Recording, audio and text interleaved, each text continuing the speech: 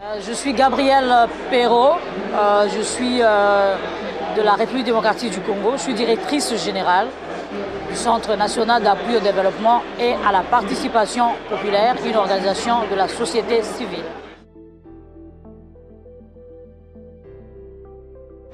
Alors les agents principaux pour un changement juste et durable, c'est principalement les États.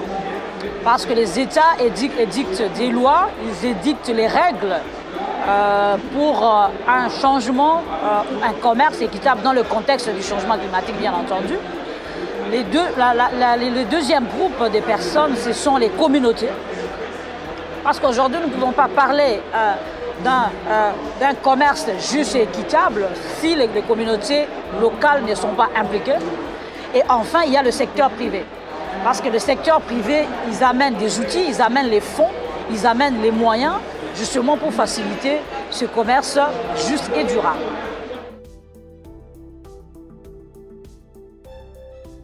Qu'est-ce que moi j'en pense?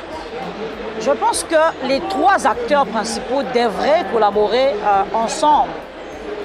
Dans quelle perspective? Parce que les États qui mettent les cadres justement de ce changement devraient prendre en compte les besoins des communautés locales.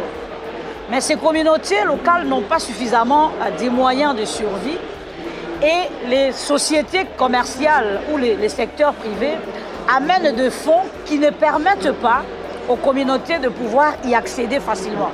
Parce que les conditions même d'accès au financement sont tellement compliquées, sont tellement difficiles et ces conditions excluent les communautés en faveur des grandes entreprises qui aujourd'hui s'accaparent justement sur toutes les questions de commerce équitable.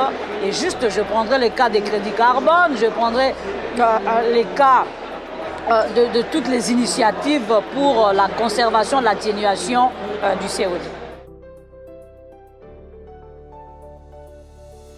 Alors, quelles sont les perspectives?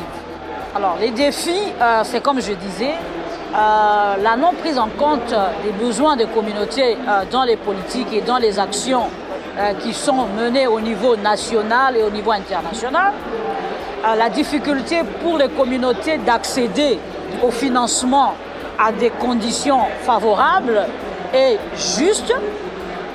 Alors, quelles sont les perspectives? Moi, je pense qu'il faudrait alléger principalement les conditions d'accès aux communautés, accompagner ces communautés à se constituer en des groupes économiques, notamment les coopératives, etc., pour pouvoir développer des alternatives à tout ce qui est pression sur les forêts et le changement climatique, mais aussi favoriser à ce que les États, dans leur politique, prennent en compte les besoins des communautés au niveau le plus bas jusqu'au niveau macro.